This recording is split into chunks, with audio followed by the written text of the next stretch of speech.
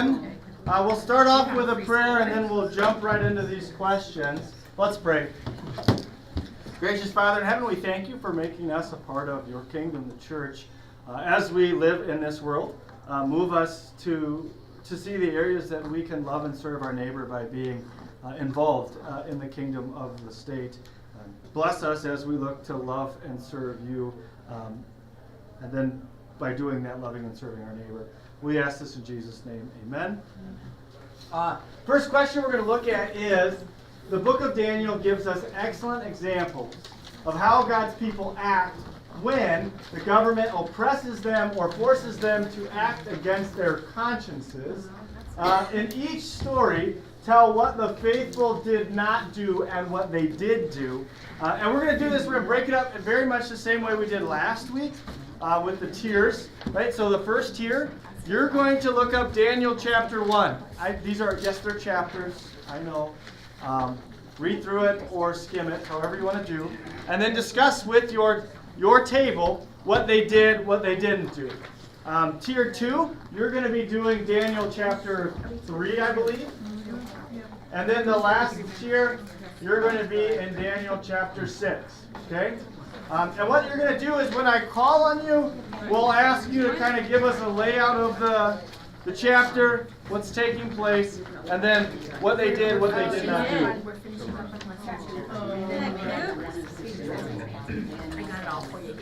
Ooh, I also found more old lessons, so if someone wants one, they can have one. Remember where we started?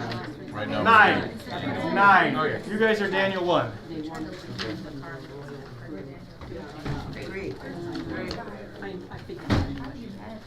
Yeah, the Daniel chapters aren't like new. They're not like mysterious to us. I'm assuming most of you have at least heard of or read through them. So.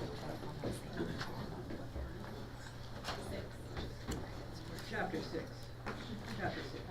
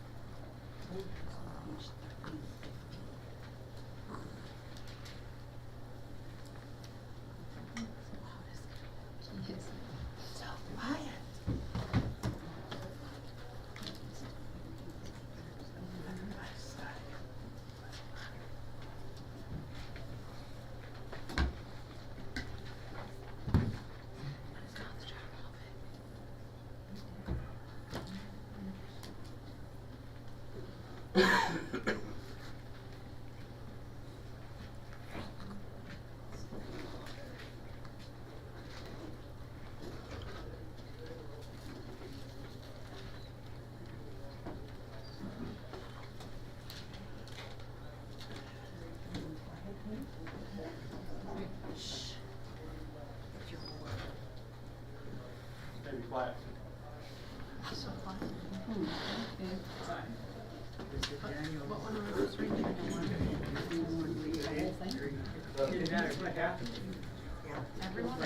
That's when they assign the Pretty sure this is names.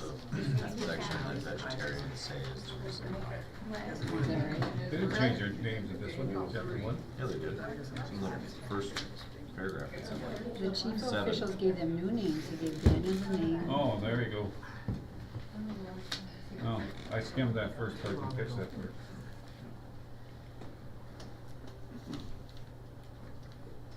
Is anybody done besides Anne?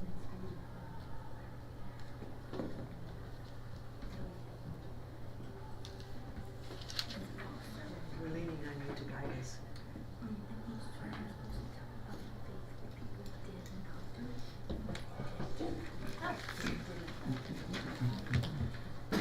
So I wonder why. We always say that. It's that so the quiet. other names, they took the names that we When? I don't know. never took after gave. Oh yeah, I don't know. It's weird. I don't know if it was the pressure system or. I really love cold weather. So even in the winter, if I have a migraine, I'll actually go outside. It seems to really help. I don't know why, but that's why I love fall, because it's cool. Like in the summer, you can't do that. I remember that with him, when we get real stuff to do when it's 20 below zero, we'll call him up because he likes the cold. I do. I like when it's That sermon cold, was directed right to. not freezing. Not crazy cold. Not dangerous to be outside cold. Oh, okay. God bless him. Although all I would say is this, if you want my help, Bless Matt. don't ask unless you really want my help. Because sometimes my help is not helping. Oh, I thought maybe you were that good. No, no. Sometimes I make more work. I have been fired before from a job because the way I drove the machinery. Clearly, I don't think the machinery is in the best running order, but the clutch was broken on a golf cart. So when I got out, I pushed it in and it did not stop, or it did not slow down. It just went right into the lake.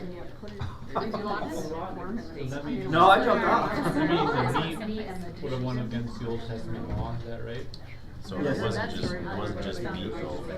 Yeah, I got It fired. was what they were doing. They were trying to. They were like legitimately fired, So it but it was seems like like an agreement that we but should Daniel part lied ways. that they didn't want to foul They could still themselves, right? be. So they can use it as a golf cart. Yeah. They knew. No, we pulled it out and then we drained everything, we drained all the fuel filters and fixed it so that it ran Okay, again. so help me out. The clutch was never. I can't focus.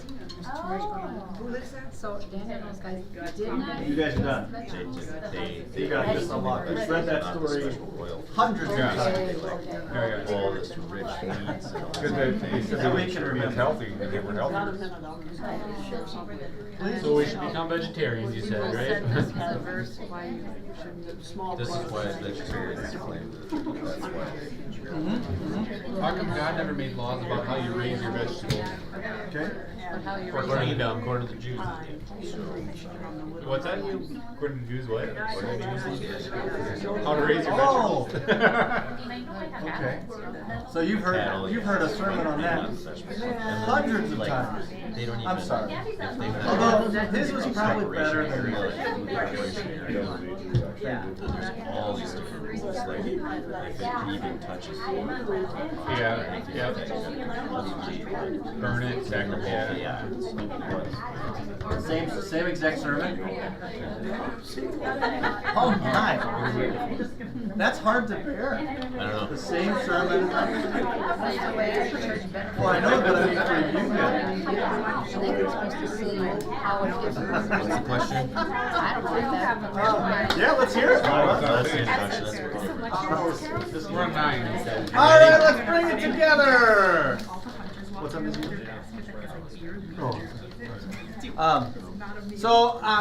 Daniel chapter 1, give us the laydown, and then what they did, what they didn't do. Anybody from these two front tables. Whoever speaks first gets to go. They didn't eat the royal food and they didn't drink the wine. They instead asked for vegetables and ate vegetables and water because the royal food would probably have included pork and beef that wasn't raised properly. In some aspect, it would have defiled them, Yes. right? And that's kind of the point, is that physically they could have eaten them, right? But because of their devotion to the Lord and what He had placed upon His people, especially in the Old Testament with their regulations, they couldn't eat it in a good conscience, right? Their conscience was conflicted by being in this specific position. And the specific position that they were in was they were taken from their homeland and they were put into service underneath a new king, right? And they really didn't have any say. And these guys must have been probably the best and the brightest of Israel, because this is early on in the Exodus, and that's kind of the way the Babylonians did things. They took the scholars, the young men that were notable, and then they turned them into officials into their government, so that the rest of the people would maybe not have such hesitancy as they would deport more people back to Babylon. So their conscience was conflicted. And then what did they do? How did they go about settling this or taking care of this? They asked for vegetables. They asked for vegetables, and they didn't. Who did they ask? The superintendent. Yeah, they kind of did this thing where they weren't demanding everybody eat the vegetables, right? Just them. And they go, and they even put forth, they put forth this notion that like, if it's better for us, you be the judge, right? You kind of do this judge. But it wasn't like, well, we're never going to serve in this government now. We're done. No, it was, please accommodate us so that we can serve you more faithfully, right? And that is a really, that's a good, at least a mindset, at least for us to think about in the aspect of how when we come across or when we find ourselves, or if anybody finds himself in this type of situation, how do we handle these situations, right? How do you guys? Any questions on this one, or we're moving to Daniel 3? I like in verse 9, and God made the chief of the officials favorable and sympathetic toward Daniel. There's probably like a whole lifetime worth of, like, that guy might not have even been, I mean, he might have been from another country, and he basically went through the exact same thing, and so It's very possible, yeah. there's a lot just in that one verse. I think even with just noting that, it creates a picture of Daniel and his, we would say maybe his desire to help and serve people. Right? I mean, at its base, you'd have to say, Daniel's not causing a ton of trouble. That's not like what he set out to do. Right? This guy has a favorable disposition of Daniel probably because of the way he was going about doing or taking care of the tasks that were given to him. Right? And so in this regard, they see Daniel not as someone who's whining or complaining, or like he legitimately wants, or at least it appears that there's an understanding that Daniel actually wants to serve. And he wants to serve in a way that's going to be most beneficial for him and them. It's kind of, I would say in that regard, where I come from. I think it's a real witness to Daniel. He's staying with his faith. It doesn't matter what the state is saying. He's just keeping on. And he's going to try to help people understand this. There is another way of doing things. Another godliness. When we studied Daniel, which was a really long time ago, one of the things, or at least the conclusion that I had, and I probably had it before, but one that was really underlined is, there isn't really a moment as you read or you see Daniel that you can kind of be like, you call Daniel out on something. Like, you handled this poorly, Daniel. At least from what we receive is that Daniel seems to handle himself in such a way as to, like, you can't look at him and say, yeah, here's someone who, wasn't thinking about the Lord or wasn't willing to serve the Lord in this situation. Joseph is another one is very similar in that regard. You look at Joseph as he goes through this whole stringer of things. At the end of it, what do you see? It wasn't, you desired it for harm, but God desired it for good.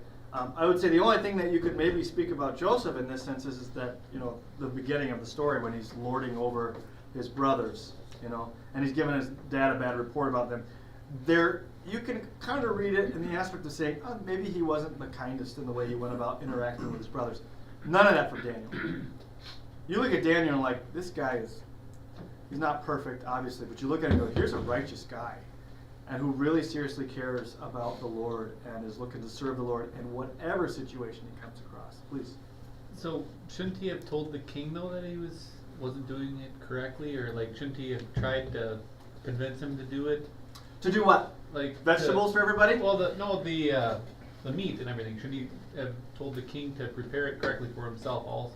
For the king himself, I should say. Well, so here Daniel is serving, and the reason that he does this is not because of, I mean, you might say health reasons, but really it's not motivated by health reasons, is it? Yeah, no. It's more motivated by his religious conviction. But shouldn't he have kind of, told the king to do it too, kind of, and not told that. So here's because he's like acting like he's not spreading. I guess the word is what I'm thinking with the king at the time. I would say in this regard, I think Daniel also understands his position, right? Mm-hmm. His position is to serve the king, and I would say in this sense, we didn't look at it from this perspective, but I think what you see here is Daniel, I think, understanding that as he is serving this king, he is serving an operation of the state. And so I think in his notion is to say, I'm not here to make Babylon the new Israel. So I'm not going to sit here and tell this king that he has to serve God, because quite frankly, he doesn't. And what I think is amazing is the way in which Daniel serves him. By the end of the book, you're actually asking the question, does he believe in the Lord? Like, does Nebuchadnezzar believe in the Lord? And I think that comes from Daniel not looking to be like preachy, which is not what you're saying he's doing. But I think it's because Daniel understands, I'm here to serve in this capacity. Because even when you get to Daniel chapter 6, which is what those people back there looked at, Daniel does not inflict upon everyone else that they should follow his practice for prayer. But he gives an example. He does, but where does he do that at? Quiet. In his home. Of course he has the windows open, but he does it in a private manner to where you can't be like, oh, there's Daniel. There's the servant of the God of Israel. Like, no, that's not what you get from Daniel. At least not what Daniel portrays to us. What you see is someone who's dedicated to the Lord and who's committed to serving him. And in this sense, that serving the Lord does impact his everyday, because it impacts how he serves. You don't think the dining would have been in a dining hall? What dining? Eating vegetables. If it was, how would that? In a You're saying like him eating vegetables would have been an opportunity for him to talk about his God. No. Mere example. He's different. Sure. I think you get that, but I don't think in this regard, at least when you read it, I don't think there's a hint of saying Daniel's coming in here and saying we want to be different than everybody else. I'm not saying that. Yeah. Just by his demeanor, he is providing an example. Yes. I guess I don't see where we're missing. You're not. Okay. I get it. Thank you. Okay, that's fine. So in this regard, Daniel is different, right? Because his faith impacts the way that he lives. And that is seen throughout his life. And I think that's what you were trying to say. Right. Excellent. And how at the end of the chapter or the book that we think there's a good chance that Nebuchadnezzar might have been a believer. Right, yeah, right, absolutely. All right, Daniel chapter 3. That's you guys. If you I'll didn't- grab it. Okay. Why don't you give us a summary of the story and then what they did, what they didn't do. Go for it. Alright, well, it is the 3 men in the fiery furnace. So Nebuchadnezzar came and made a giant idol and said, when you hear the music, bow down to it. But Shadrach, Meshach, and Abednego didn't do it because they knew it was wrong to praise another idol that isn't God. So when they were confronted as to why they were not bowing down to this idol, they simply stated that they would only worship the true God, and they didn't bow down, and then they were thrown in the furnace because of it, but the Lord saved them and did not have them burned. Okay. There's one spot though, it says that some Chaldeans approached Nebuchadnezzar maliciously, so that's kind of an interesting part that they knew about that. Who are the Chaldeans still Babylonians, just a different name, or? I don't know where that's at. I'm sorry. That's in 8. verse 8 is where it talks about that, but they were So I think, kind of out for them too. but I think that's the picture you see, isn't it? And I think that's the picture you could even see nowadays, right? Those who are looking to faithfully serve, those who are not faithfully serving, what do? They look to drag them down. And that's also what you get from Daniel chapter 6, although it's more with Daniel chapter 6, because they go to the king and say, hey, put this law into order, knowing that Daniel's going to go and pray. Like, the whole point is to trap Daniel. As it is, and it seems like in this regard, it seems like the whole point is to trap Shadrach, Meshach, and Abednego. Right? And in this sense, obviously the sin that they're saying we can't do this is idolatry. And as you look and see what it obviously gets brought before the king, which is kind of interesting. Daniel chapter 1, we get no mention of the king, just the people that are watching over him. Here it gets all the way to the king, which in this regard I think is why also I think you have this here, because I think at this time Daniel, Shadrach, Meshach, and Abednego had kind of set themselves out amongst the rest as being faithful servants in such a way, and you can kind of get that from Daniel chapter 1, right? Because what does it say about them? That the Lord blessed them more than the others. And so I think as these men are looking to serve here, it's kind of clear to the king that these guys are head and shoulders above everybody else in the aspect, the way they carry out and handle business. And so I think in that sense, then you get this notion of, yeah, there are people who do not like them because of that. Yes? It seems like in chapter 3 there that Shadrach, Meshach, and Abednego were actually well liked by King Nebuchadnezzar, because he was mad that they wouldn't bow down to him because of his rule and law, but when he realized that they weren't burning up in the fire, he was actually, almost seems like he was overjoyed and had them come out. That is the picture that you get actually kind of throughout Daniel, right? You get it with what Matt said, you get it right there, you get it in Daniel chapter 6 when the king is like, he's like upset that Daniel's in this position. He can't even sleep. So Yes. he had a little bit of faith in there, right? That's what I always think. Nebuchadnezzar had faith in there. He had some faith in there. He had a little bit of faith. Which aspect? A little bit of inkling. I don't know, but like every little situation, you see a little bit of, oh, yeah. Well, yeah, I think Daniel chapter 2 to me is one of the ones where it's like, here's a guy who at least is coming face to face with the power of the Lord, right? Because I believe is it Daniel 5 or Daniel where God forces Nebuchadnezzar to act like a wild animal. And he does not allow him to go back to his reasonable self until he acknowledges that the Lord is the king over heaven and the earth. I can't remember if that's 2 or 5. It's one of those off chapters. But I would say in that sense, there to me is Nebuchadnezzar having to come face to face with who God is and what he does. And I would say in that sense, there's a lesson that he would not forget. And so I think you kind of add all those things in there, and it does cause us to say, we don't know. I mean, obviously we can't judge the heart. But yes. Well, he 4. calls them Thank you. true himself too, and says, is it really true that you aren't going to do this? And they don't even hesitate. But the other thing we talked about when we studied it before is they were young. Right? When they're brought over, they're young, 100%. They're I would say a safe bet is 18. Right. And Daniel has to be that way because he serves almost for the entire captivity, and he's in service not only underneath the Babylonians, but he's the one that's there when the Babylonians are overthrown and the Medes and Persians come in, right? So in that regard, Daniel's young, Which and I would say makes so. you just amazed at their parents. I mean, that they must have really known. That's amazing faith. But then he asks them, and they don't even hesitate. Yeah, I think in this sense, what you see here, at least especially from Daniel 3, is not. I think what you see them doing is you don't see them like lashing out at the king, right? There's no like, why are you making us do it? It's just we can't do this. And the king says, okay, but then you're going to be punished. And their response is, our God can deliver us, and even if he doesn't, we're not doing this. You know, it's a childlike faith that's just trust completely.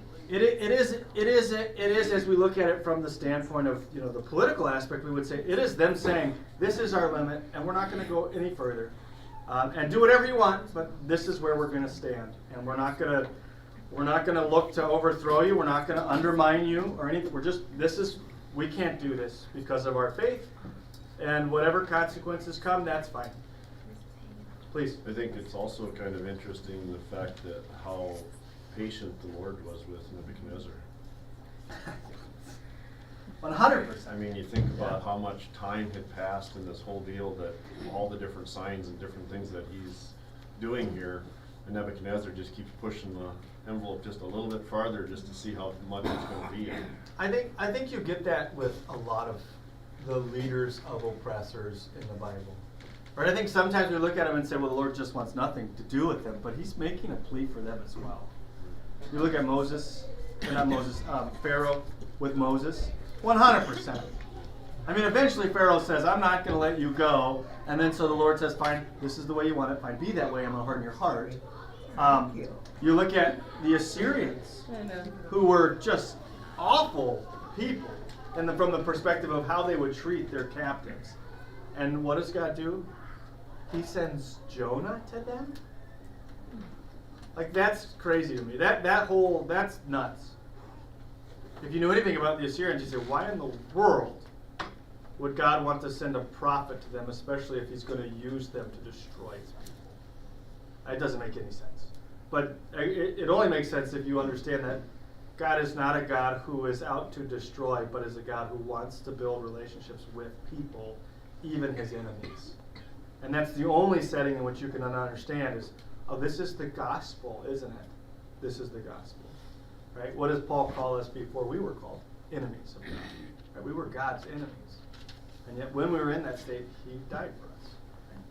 Right? Anything else in Daniel chapter 3? All right, Daniel chapter 6.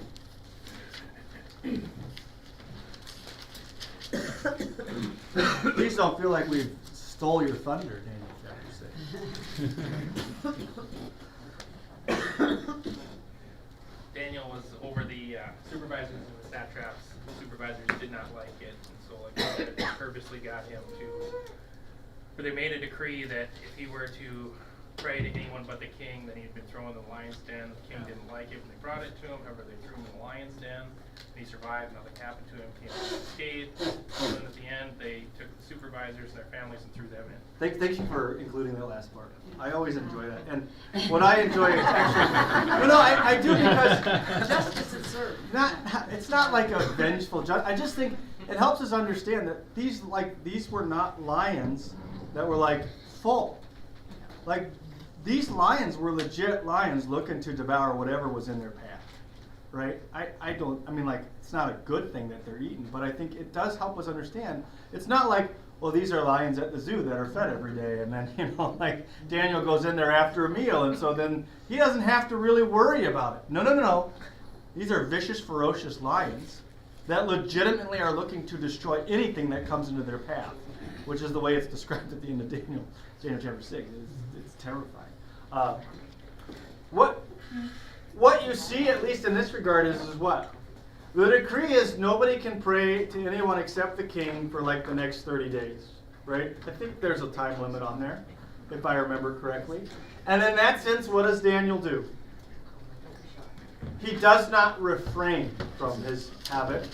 In fact, I think it says maybe even the very same day. It might say that. That he goes home. He goes home with the windows open nonetheless, and he prays to Jerusalem. He prays to God, but facing Jerusalem. As they knew he would, because they had watched him before.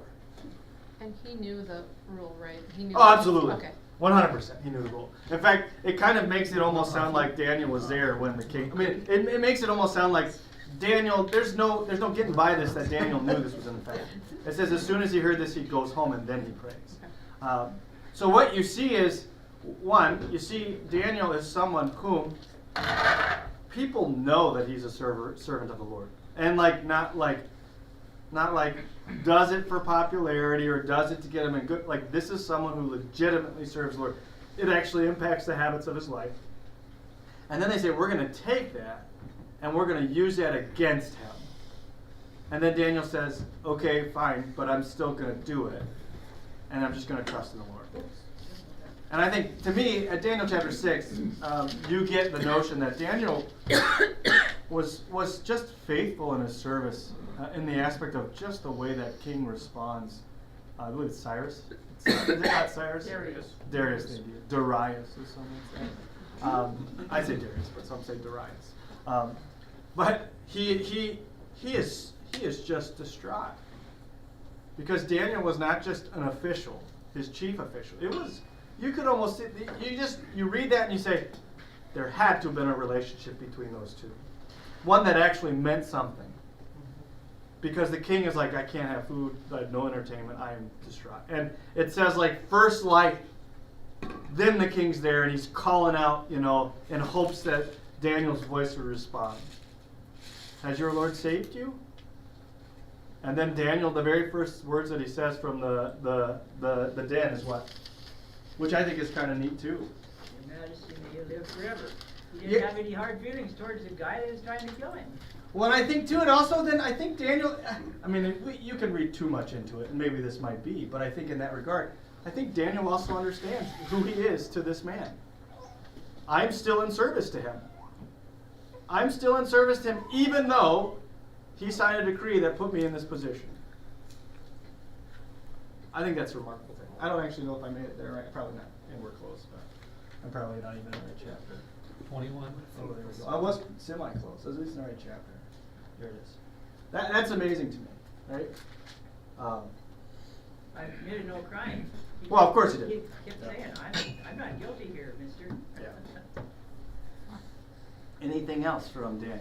I don't know how you can say that the king had, like, faith because of the fact that after the first time when the God saved him, why would he challenge God again and again and again? Well, this is a different king. Different kingdom. This is Oh, Darius or Darius. Oh, that's and we what were it talking is. about Nebuchadnezzar. Okay. This is a completely different regime. I'm like, Yeah. Daniel 5 is where you get many tekel parsin, which is the writing on the wall, and that's where the Persians come in and take over the Babylonians. That's terrifying. So. Any other comments on those? Otherwise, we'll jump back to our lesson and we'll read question number 10. If you were here on Wednesday, you probably know the answer to this already. It says, is the United States a Christian nation? Explain your answer. Talk about it just for a couple of moments at your table, and then we'll come back as a group and we'll talk about it. What sheet are we supposed to?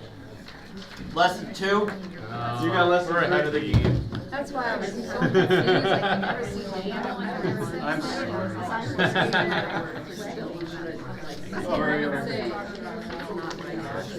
Government itself. No, I mean, so it's asking, is the actual nation Christian or is its people Christian? I think that's two different. Answer it however you want.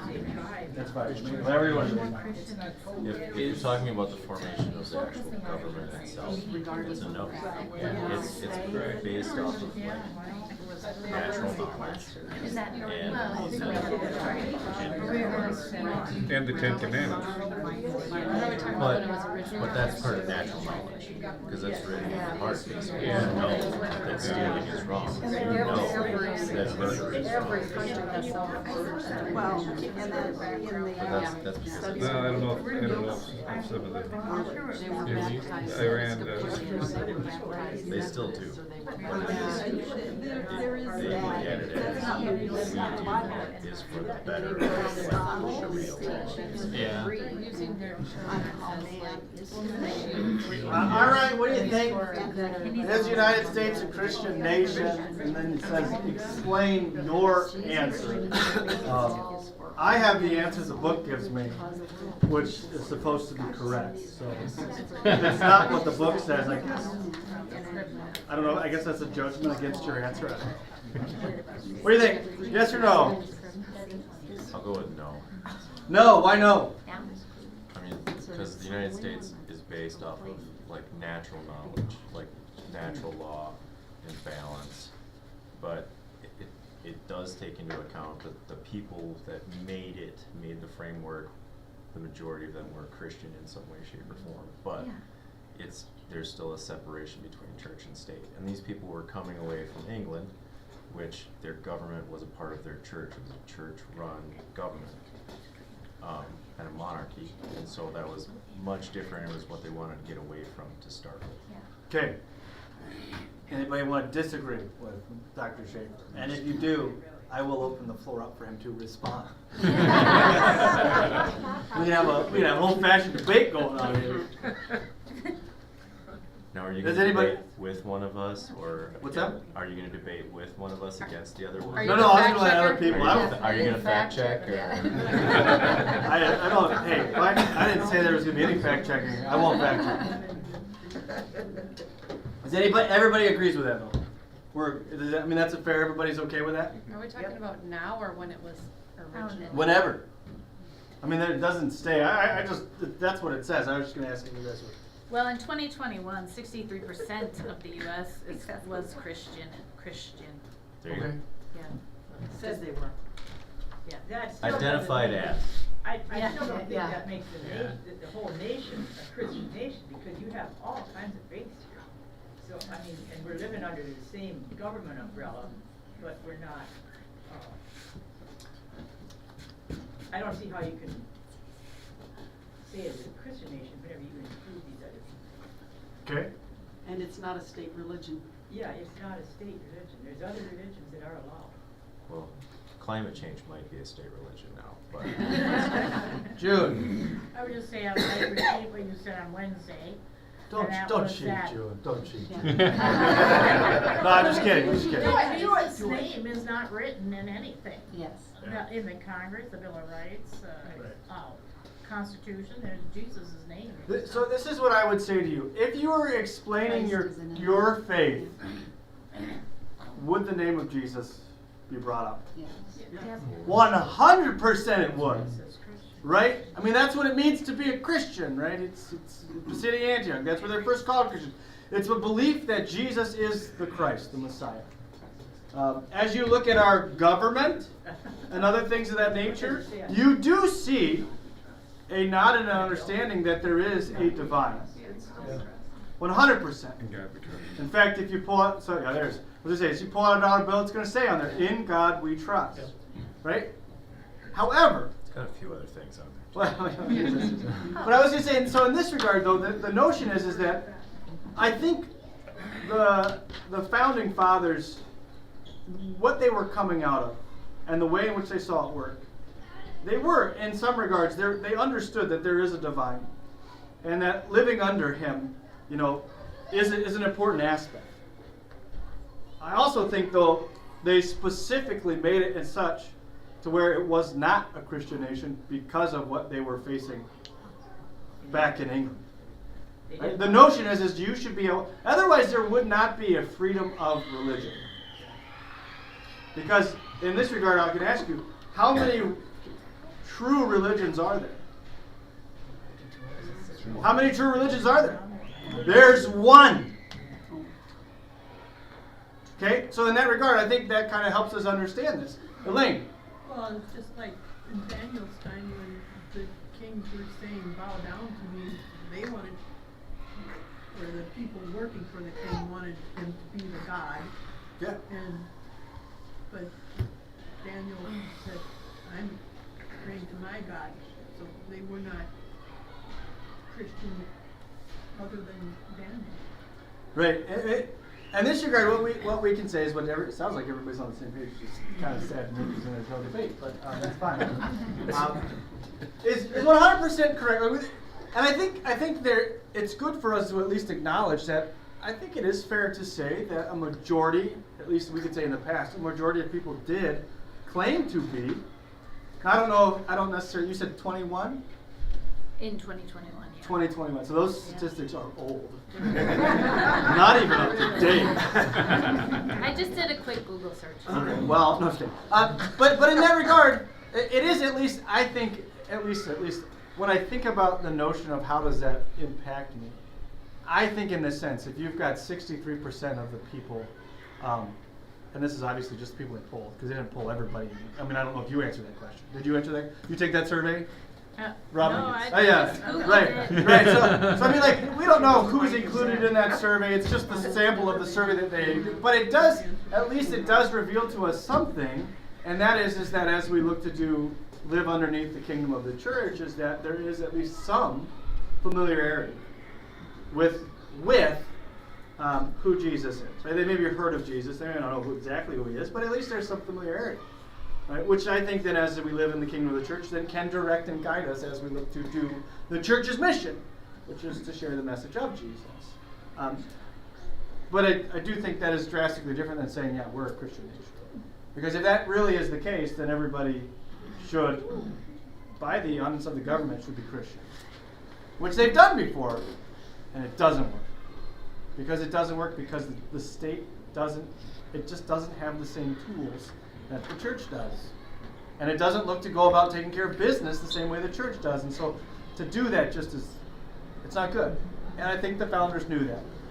Well, and I think it's like Matt said, the moral part of, like the 10 Commandments, that's what most people believe is the way to live. And it's not because that was from the Bible, it's because that's what our conscience. Yeah, your natural knowledge. Our natural knowledge, so it's not because of Christ, it's because of, and we hope that more people will continue to live that way. Right, 100%. 100%. Okay, last question, and I guess we won't get to the future. The future will have to wait until later. But there is a deep divide in our political discourse today. We are subjected to false information, exaggerations, and angry rhetoric. What will guide a Christian's action and speech in regard to political discourse? Debs? The love of Christ. Anybody else want to add anything? Following the commandments. I mean, Following which the is commandments? in turn. Yep. Anything else? When I've been frustrated at work, Dr. Bob used to say, reflect the love of Christ. And so I would agree with that answer. I would say in this regard, as we look to live in this kingdom, the state, it is impossible for us to separate ourselves from the first kingdom that we live and operate, which is the church. Can I grab my instrument? Yep. Yeah, please. Of course. Sorry the door was not locked. He's got it. Brody's got it. Hey, Brody, are there other instruments back there? No. Okay. I was going to say if they were, you can maybe take them too. Go toot that horn. In this regard, what I was going to say is, of course, that's what's going to guide us as we look to talk about state issues is the love of Jesus. Right?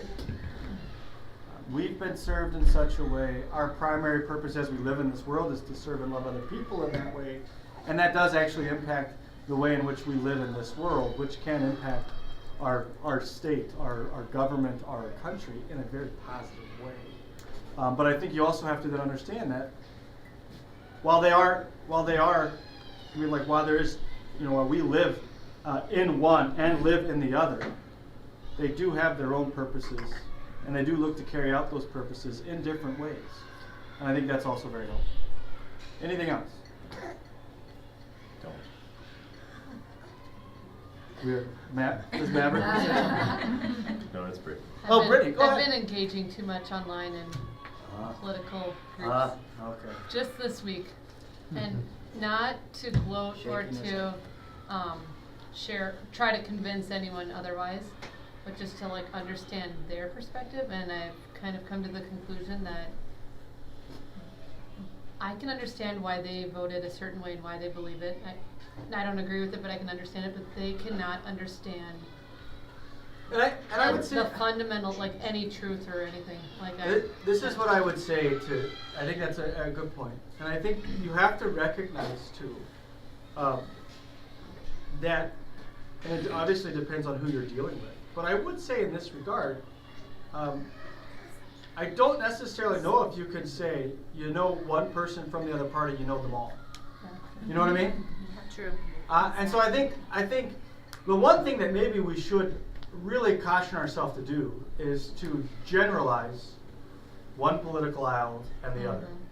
Because I think in that regard, that's really unfair.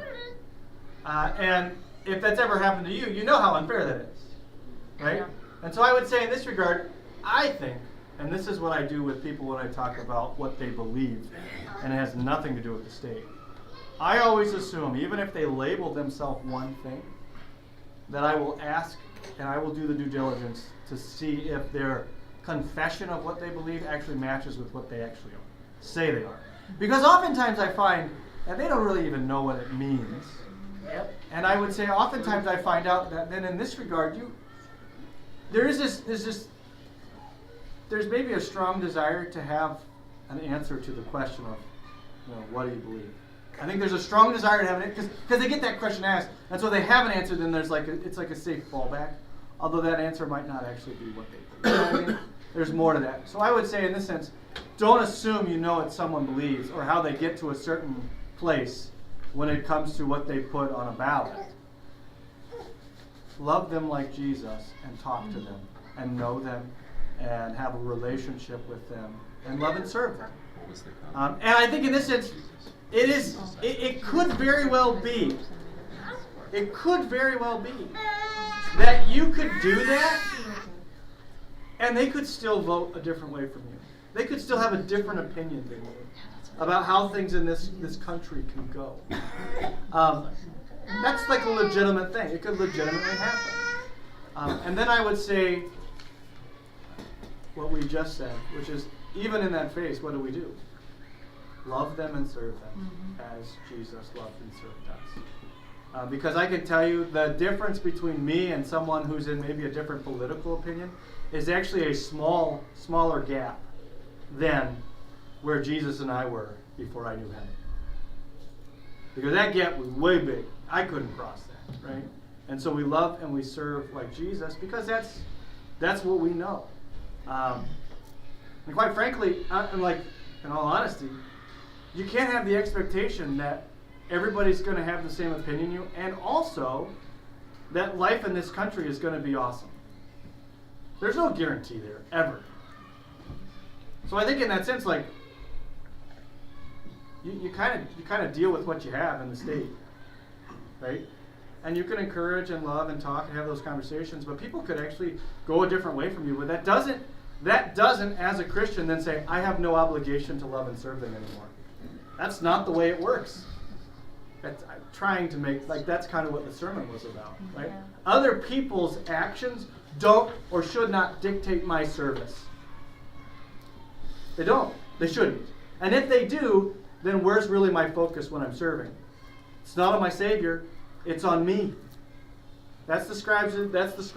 All they care about themselves. The widow, she gives up what she has. That's totally sacrificial. All she had to live on. Why? Because she was trusting in the Lord. Right? And that's what God calls us to do. Love and serve and focus on Him, which then translates to loving and serving other people. So I think it's great. Have those discussions as much as you possibly can. Sometimes it's hard for people to have those discussions. I think you have to understand that, so you take baby steps in that regard. But that doesn't remove you from saying, I care about you enough to listen to you and to talk to you and to discuss these things, which are important. As a person who lives in the church, though, I'm always looking for the opportunity to take it to the other kingdom. Personally, always looking to take it to the other kingdom. Because this kingdom, if you're looking for hope, is not a good place to have it. I mean, it really isn't. And so if we rest thinking, here's a good place for you to stake your claim and live and be confident that, well, the truth is that might not always be the case. I mean, you could easily just say, look how far we've come in such a short time. It's radically different than when I was a kid. I mean, it's just the way it is. And that's the way the kingdoms of the world work. They go up, they go down. Sometimes they're gone. Sometimes they pop up, right? But the kingdom of the church always stands.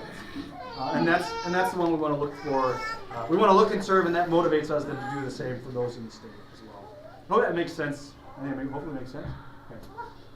Any other questions? Maverick, do you want to say something now? I think that you could really tell the no hope in these people. And that's just sad. Like, they have zero faith in that the next 4 years are going to be like, and I'm like, we live in this great country. Like, how? And they're in such a state of despair. I would also say, while they were on vacation, I might add. This is a group of doctors' wives replying to Brittany on vacation in another country. And they're just like, woe is me, like the world is ending, and just can't see one glimmer of. And I think in that sense, it's easy. It is very easy to have that view. What do you focus on? And I think in that sense, and the way we love them is saying, let's take a broader view. Like life, if you focus on yourself, life is really sad and depressing. I mean, like, I really think if you really just look at yourself and that's all you focus on, you're going to find yourself having a really difficult life, because the things you want to happen, guess what? Not everybody wants that to happen. Like, even in your own home. Like, if I think my wife should serve me all the time, and she's been serving and like watching over kids and making dinner, and I come home and I say, hey, Maria, I'd really like a drink right now. Guess what's going to happen? My wife loves and serves like Jesus. She'd probably get me a drink, but what should happen is get it yourself. Oh, don't you love me? Like, that's where those thoughts lead, right? And I think at least for us who live in the church, we understand that because we've seen it. We've seen the impact that that has on our own lives, and we know how valuable it is for other people too. I think people look at the world as in what we see right now, and they don't realize how good it is. And whenever they just see a little bit of change away from that, they're scared because they don't have any faith of what, and they try to make the world heaven. And you can't do that. Yeah, it just says, they're looking for the kingdom of the church in the kingdom of the state. Yeah. And you can't do that, right? And for us who have the kingdom of the church, we know what it really is, right? It's not in the state, it's in the church. And so I think in that sense, then it's for us, let's love and serve. Let's love and serve to show them that there's something better, something greater. I don't know, I thought Well, I was just going to say that I got really upset the other day because somebody who's supposed to be saying that she's can talk things over. Open-minded, yeah. And she shared an article, something about men. I don't remember what it was about. And this other person responded that yes, we need to have men be more responsible for their families. And this woman just went off and angry. This whole big long paragraph about abusive men and stuff like that. And it's like, you said you were going to do this calmly, and you shared this, and now you can't talk to. And I guess. And listen, and it's like, you listen to all these lies for so long, you think everything that they lied about is going to happen. And To me, it and doesn't those. make sense. It's no common sense. To me, in that scenario, at least for me, if I'm really concerned about this individual, I don't know the scenario, but if I'm legitimately trying to work as someone who's in the kingdom of the church, I'm going to do what? I'm going to try to be patient. I'm going to love and I'm going to serve, and that might get you nowhere. It might get you nowhere. It's like there was no talking about this over at all. It's like, You also have to understand, though, where some people come from. Like, some people do not have good lives. Oh, yeah. And Absolutely. so, yes, they might have been abused by men their whole life, and they don't know how to handle it. And so the angry part of them comes out. This is supposed to be men taking responsibility for their families, and then you have all this problem with single-parent families and some stuff. people don't know how to deal with it because their whole life has been destroyed by stuff that has happened to them. I don't believe that was the case with her. She's got that mindset now with everything that's been. And I think the answer to all that is to do what? To love and serve, to have compassion, and to say, I care about you. I care about you. And I'll be honest with you, I don't know how it is in your family. I can even speak for like when I grew up. If you live with somebody or you actually care about somebody, chances are there's actually going to be disagreement and squabbles. I don't know about your family. I don't know.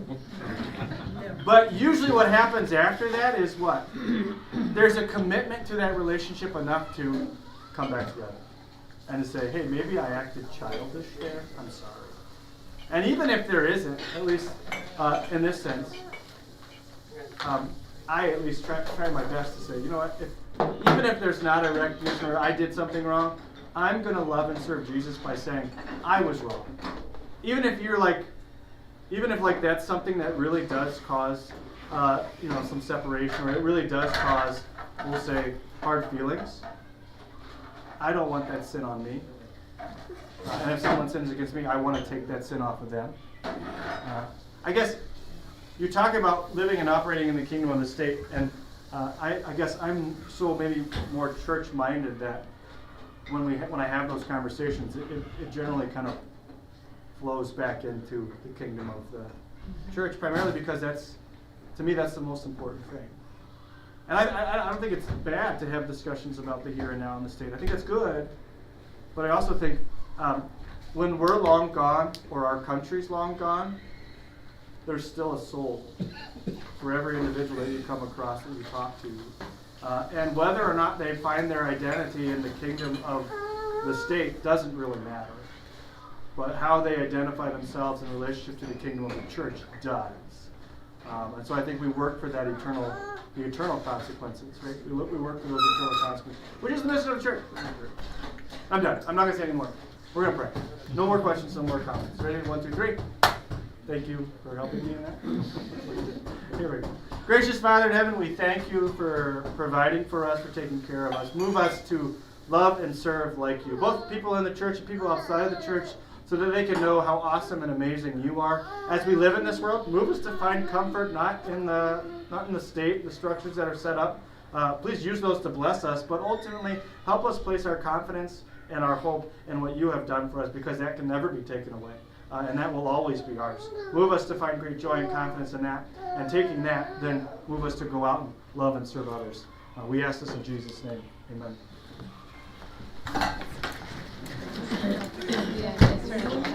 Oh, you know, I never thought about the